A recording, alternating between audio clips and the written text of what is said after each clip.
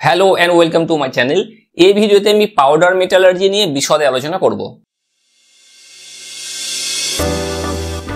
তো প্রথম প্রশ্ন হচ্ছে যে পাউডার মেটালার্জি মানে কি? তো পাউডার মেটালার্জি মানে হলো মেটালিক পাউডার থেকে কোনো মেটালিক অবজেক্ট তৈরি করা।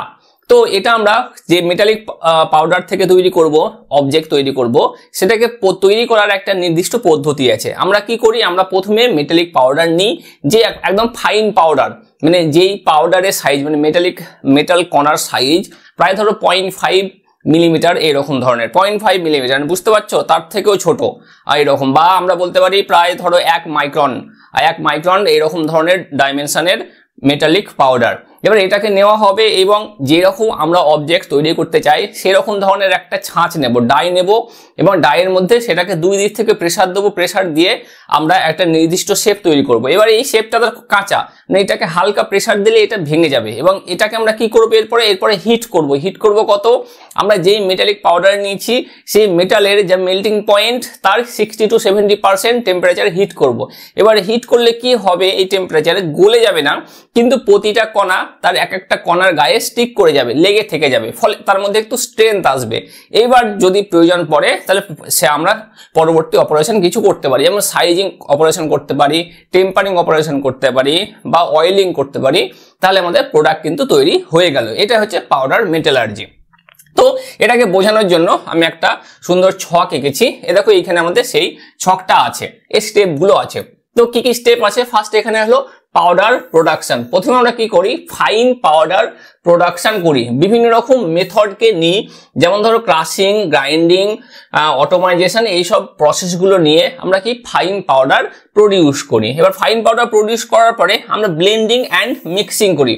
ব্লেন্ডিং অ্যান্ড মিক্সিং মানে কি, ধরো যদি আমরা মেটালিক পাউডার যেটা নিয়েছি সেই মেটালিক পাউডারের সাথে যদি অন্য কোনো মেটালিক পাউডার মেশাবো তাহলে সেটাকে আমরা মিশিয়ে নিই, বা যদি ধরো কোনো রকম লুব্রিক্যান্ট বা ধরো কোনো অ্যাডহেসিভ জাতীয় কোনো পদার্থ মেশানোর প্রয়োজন পড়ে তাহলে সেটাকে আমরা মেশাবো।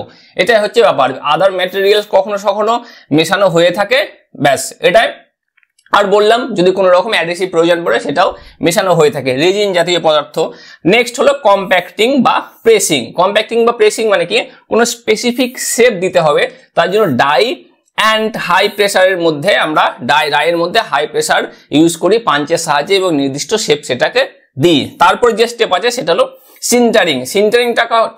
সিন্টারিংটা হলো যে ফার্নেসের মধ্যে হিট করবো, মানে ধরো আমরা যে মেটালিক পাউডার নিয়েছি সেই মেটালিক পাউডারের মেল্টিং পয়েন্ট যদি 1000 ডিগ্রি হয় তাহলে আমরা 600 থেকে 700 ডিগ্রি সেলসিয়াসে হিট করব। তার মানে আমরা কত ডিগ্রি সেলসিয়াসে হিট করছি, সেই মেটালের 60 to 70% মেল্টিং পয়েন্টের এত ডিগ্রি সেলসিয়াসে হিট করছি। মেল্টিং পয়েন্টে 60 to 70% টেম্পারেচার আমরা এটাকে হিট করছি, যাতে গলে না যায়। হালকা হালকা মেল্ট হবে, কিন্তু পুরোপুরি গলে যাবে না, যে মেটালিক কণাগুলো আছে একটার গায়ে একটা স্টিক করে যাবে। তারপরে যে স্টেপ বা লাস্ট স্টেপ, এটা অপশনাল সেকেন্ডারি অপারেশনস।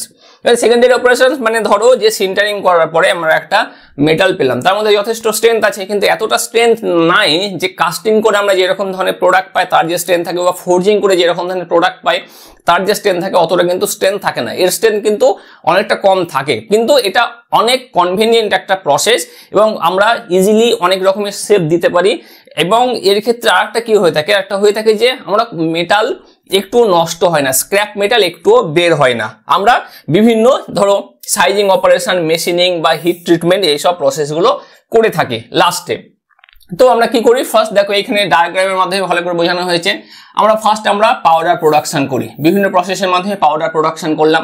মেটাল থেকে ছোট ছোট ক্ষুদ্র পাউডার প্রোডাকশন করলাম। পাউডার প্রোডাকশন করার পরে একটা আমরা ব্লেন্ডিং জারের মধ্যে সেটাকে ব্লেন্ড করলাম বা মিক্স করলাম, ভালোভাবে মিক্স করলাম। যদি আলাদা কোনো কণা থাকে বা আলাদা কোনো ম্যাটেরিয়াল মেশাতে হয় তখন সেটাকে আমরা ব্লেন্ডিং করবো, মিক্স করবো। আর যদি একই রকম ম্যাটেরিয়াল নেওয়া হয় বা আমাদের একই রকম মেটালের কণা আমরা নিচ্ছি তাহলে কিন্তু আমরা ব্লেন্ডিং বা মিক্সিংটা প্রয়োজন পড়ছে না। তারপরে সেটাকে আমরা ডাইয়ের মধ্যে কম্প্যাক্টিং করব বা প্রেসিং করব। ডাইয়ের মধ্যে প্রেসিং বলতে গেলে আমরা এই একটা নির্দিষ্ট শেপ নিয়েছি, ধরো সিলিন্ডার টাইপ শেপ নিয়েছি, এখানে আমরা দিয়ে ক্ষুদ্র কণা দিয়ে আমরা এটাকে ভর্তি করেছি। তারপরে এদিক থেকে একটা পাঞ্চ আমরা দিয়ে এটাকে প্রেসার দেবো, এবং এই দিক থেকে একটা পাঞ্চ দিয়ে আমরা এটাকে প্রেসার দেবো। এবার ধরো আমাদের যে প্রোডাক্ট আছে, প্রোডাক্টের হাইট মনে করো এইচ হবে, যে প্রোডাক্ট আছে প্রোডাক্ট সিলিন্ড্রিক্যাল প্রোডাক্ট, সেই হাইটটা মনে করো এইচ। তাহলে আমরা যে এটা নেবো, সিলিন্ডারটা নেব, সিলিন্ডারটা প্রায় আমাদের 2H টু 10H পর্যন্ত হতে হবে, মানে 2 থেকে 10। এটা যদি 2 ইঞ্চি হাইট হয় তাহলে এটা আমরা 4 ইঞ্চ থেকে প্রায় 20 ইঞ্চ পর্যন্ত আমরা হাইটের কিন্তু এটাকে নেব। তাহলে কিন্তু মানে বুঝতে পারছো যে কতটা প্রেসার অ্যাপ্লাই করা হচ্ছে। এবার প্রেসার যেটা অ্যাপ্লাই করা হবে প্রায় ধরো 10 to 100 mega newton per metre square, মানে 100 mega newton per metre square maximum এতটা পর্যন্ত প্রেসার আমাদের যেতে পারে এই কম্প্যাক্টিং বা প্রেসিং অপারেশনে, বা এটাকে আমরা আরেকটা নাম দিয়েছি সেটা হলো ব্রিকুইটিং।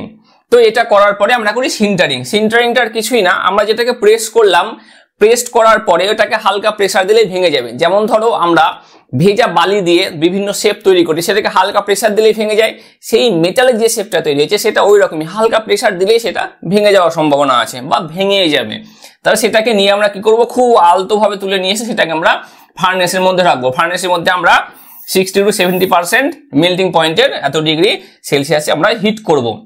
হিট করার পরে আমাদের যদি সেটা ফাইনাল প্রোডাক্টের মতো হয়ে যায় কোনো ব্যাপার নেই, বা যদি সেকেন্ডারি কোনো অপারেশন করার প্রয়োজন পড়ে আমরা সেগুলো করব। সেকেন্ডারি অপারেশনের মধ্যে আমরা বললাম যেমন ধরো সাইজিং অপারেশন করলাম, মেশিনিং করতে পারি, হিট ট্রিটমেন্ট করতে পারি, বা অন্য কোনো আদার্স ম্যাটেরিয়ালের কোটিং দিতে পারি, যাতে করে যেটা দেখতে সুন্দর হয়, বা যদি ডাইমেনশনে একটু হেরফের থাকে তাহলে সেটা যেন পূর্ণ হয়ে যায়। তো এই হলো কি, এই হলো পাউডার মেটালার্জি সম্পর্কে কনসেপ্ট।